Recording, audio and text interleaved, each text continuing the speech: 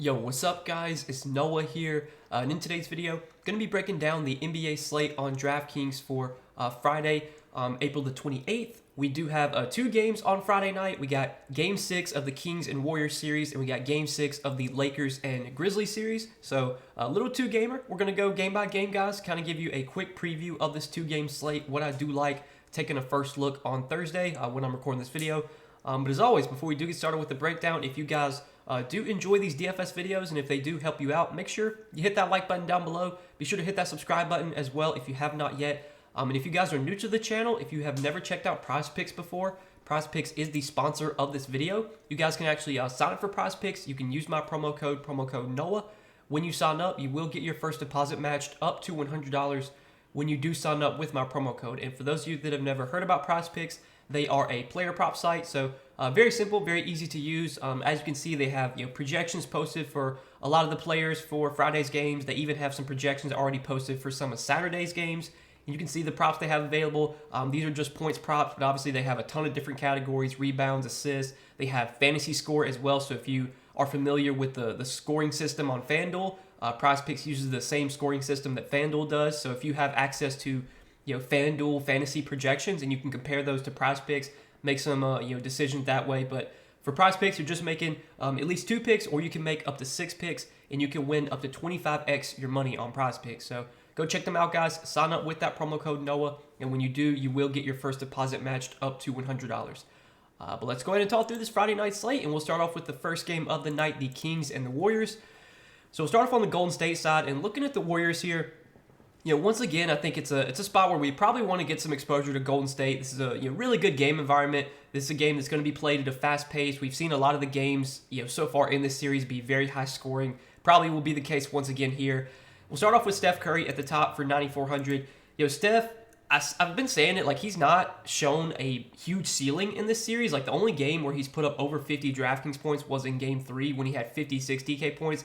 Other than that, he's been below 50 in every other game. So we haven't really seen that massive ceiling from Steph, but we know he's got that big-time upside in him. We know the minutes are going to be through the roof. I mean, you look at the last two games, 43 and 42 minutes for Steph. He's probably going to play 40-plus minutes here if the Warriors obviously want to try and close this thing out at home. So I think Steph's firmly in play at 9,400. When you're ranking him with the other studs, with LeBron, with AD, with Ja Morant, with Sabonis, Fox, I don't think Steph would be at the top of my list, but he is still a pretty strong option.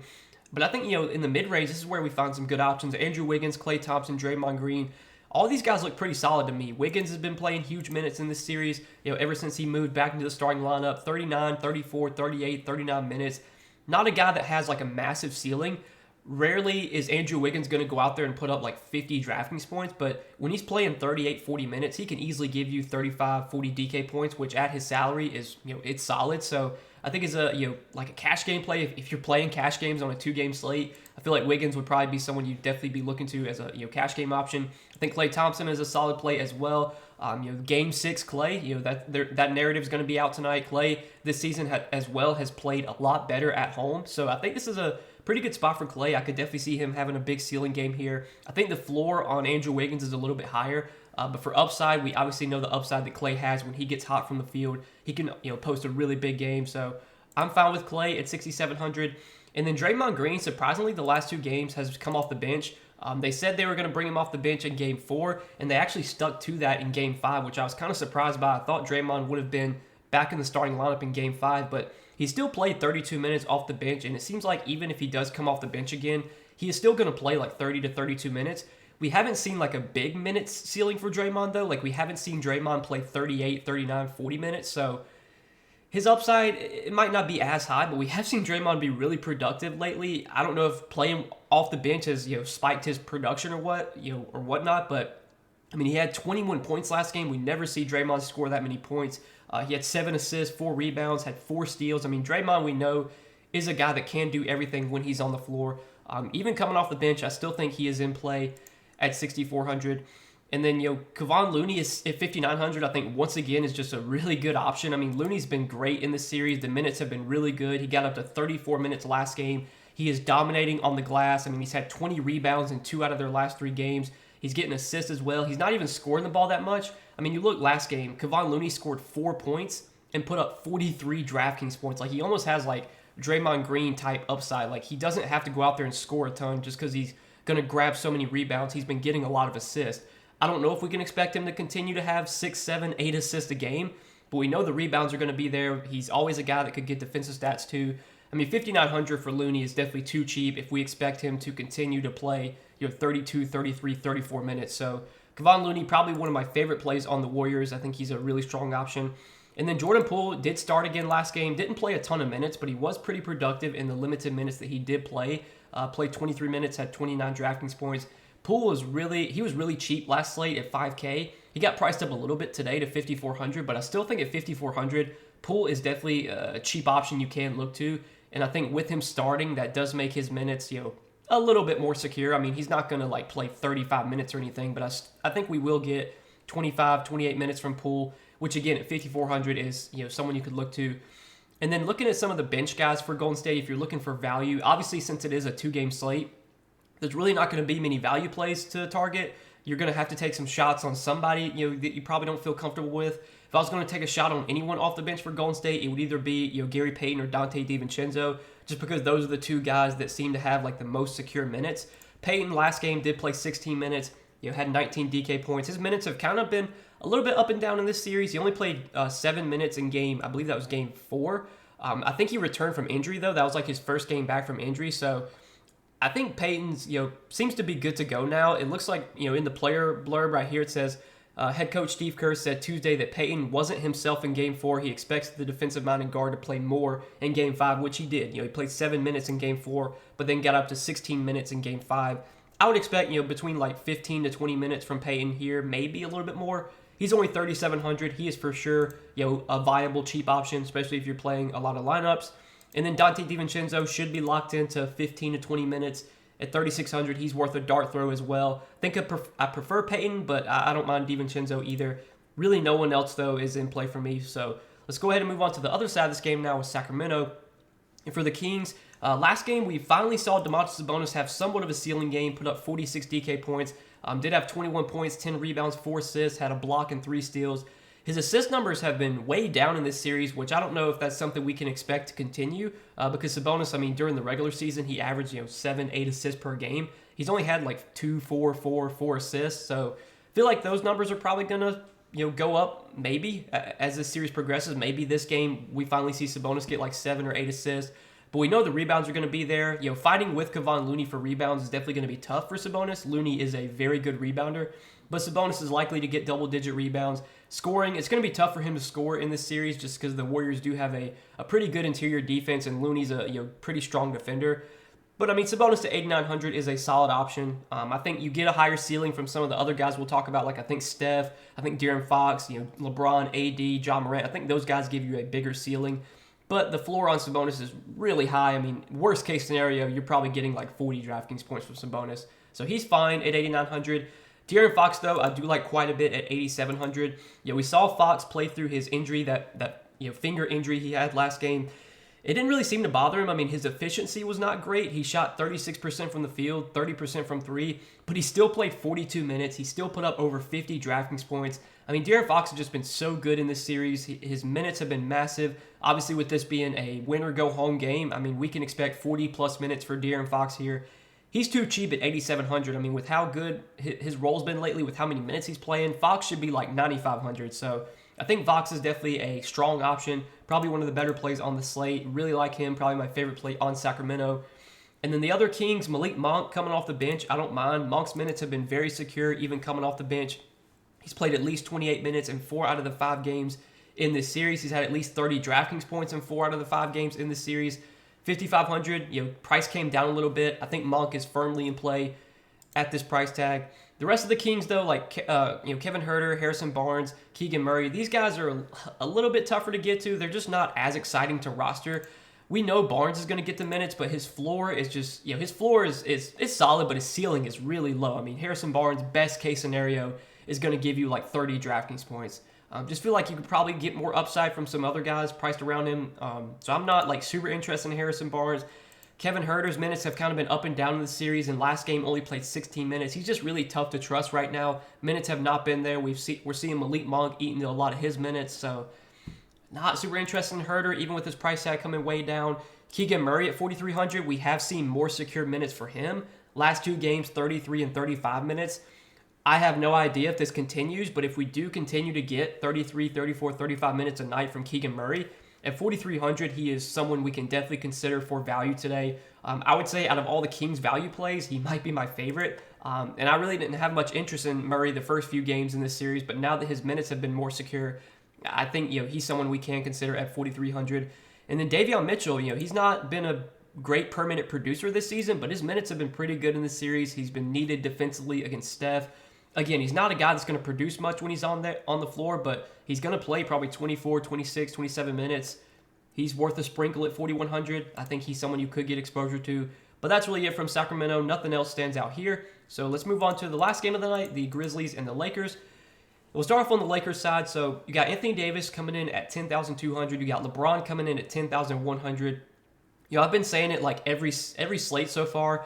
When it comes to these two guys, LeBron and AD, I feel like AD gives you the higher ceiling. I feel like LeBron gives you the higher floor. And we've seen LeBron just be so consistent. Now, he did have a bad game last game, but I mean, that was the worst game possible for LeBron, and he still almost scored 40 DraftKings points. Like, even on a bad night, LeBron's going to give you 45, probably 50 DK points.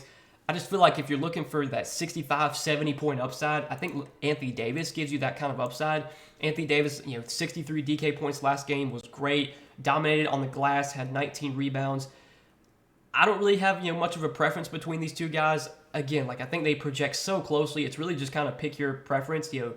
Which one do you like more? Just play whichever one you like more. I would expect ownership to be pretty similar between the two, between LeBron and AD. It's a 2-game slate, so they're both going to be owned a decent amount, but really nothing negative to say about either one. I think in tournaments, if they're similarly owned, I would rather play Anthony Davis in tournaments just because I think he does give you the higher upside. But if there's a big drastic gap in ownership, like let's say AD is going to be 50% owned, LeBron's going to be 25, then I think LeBron's probably the better play in GBPs at that point. Just because I think these two guys project so similarly that they'll probably come in with similar ownership if I had to guess. Now, the rest of the Lakers, once again, I think Austin Reeves and D'Angelo Russell both look like solid mid-range guard options, especially Reeves. Reeves' minutes have just been so secure in this series, especially the last few games, 37, 35, 42. He got up to 40 minutes in regulation last game, and we're seeing Reeves, not only is he being aggressive with double-digit shot attempts in 5 straight games, he's also been rebounding well. He's been racking up assists. He's been doing a little bit of everything when he's been on the floor. 5,800, I still think a fair price tag on Austin Reeves, so he is firmly in play. D'Angelo Russell at 5,700 is fine to go to as well. Probably not going to play as many minutes as Austin Reeves, but Russell should still get 30 minutes, and we've seen Russell be able to put up a good game in 30 minutes, and 5,700 is not that expensive for D'Angelo Russell. So like both those guys, I think both those guys look like solid options. And then the rest of the Lakers, this is where I start to lose interest. I just don't see a ton that I love down here below 5K. Rui Hachimura, we know, is probably going to play 22 to 24 minutes, but at 4,900, I think he's priced about where he should be. I think if I was going to take a shot on a value guy, I think I'd roster a Keegan Murray or even Harrison Barnes over Rui Hachimura if I was going to talk talking about value plays. But it's a 2-game slate. Rui is fine. Jared Vanderbilt, his minutes have been pretty much exact same. Every game he's playing 20 minutes a night, nothing more, nothing less. He's super cheap, and we did see Vanderbilt have a really good game in Game 5 of this series, put up 30 DK points in 20 minutes. But when he's only playing 18, 20 minutes a night, it's just really hard for Vanderbilt to go out there and put up a big ceiling. So I'm fine just, kind of avoiding Vanderbilt. Dennis Schroeder is the only other guy that I'll mention as a value, 3,500. Kind of falls into the Gary Payton, Dante DiVincenzo category.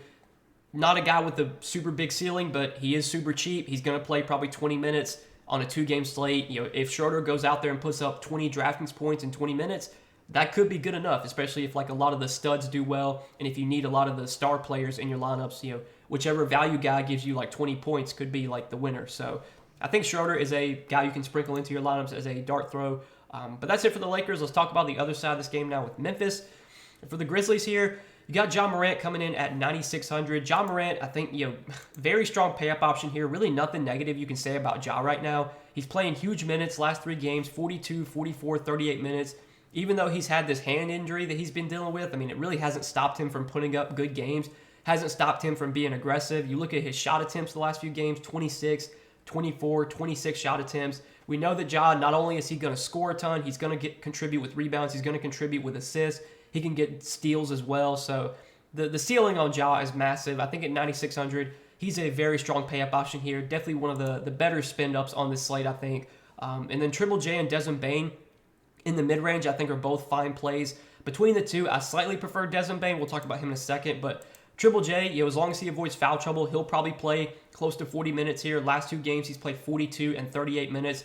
We've seen Triple J be a guy that can rack up a ton of stocks. I usually like to play Triple J on Yahoo. I play a lot on Yahoo, and that's where Triple J really gets a lot of value because you get 3 points for blocks and steals there, whereas on DraftKings it's only 2 points. But I still think Triple J is fine at 7,700. Bane, though, I do like quite a bit at 7,400. He's been great in the last 2 games. He's looked like himself. He really struggled the first few games in this series, but last 2 games, minutes have been massive for Desmond Bane. 43 minutes in regulation last game, 42 minutes in regulation the game before that. He's going to play a ton. He's should be productive when he's on the floor, and he's kind of been the 1A, 1B to Ja Morant. I mean, those 2 guys are really running the show right now. A lot of the offense is running through Bane and Ja, so at 7,400, especially with his price coming down, doesn't really make much sense. He has back-to-back 50 DraftKings point games, and his price tag comes down. So I think Bane at 7,400 looks really good. And then the rest of the Grizzlies, Xavier Tillman and Dylan Brooks are the only other 2 guys I'll mention. Tillman at 5,600, I think he projects very similar to a guy like Kevon Looney. I feel like Looney's a slightly better play than Tillman, but Tillman should play big minutes. I mean, you look at his minutes lately, 32, 39, 42, 31 minutes. They have a lot of trust in Tillman. He's been crashing the glass. He's been getting offensive rebounds. He's been defending a lot as well.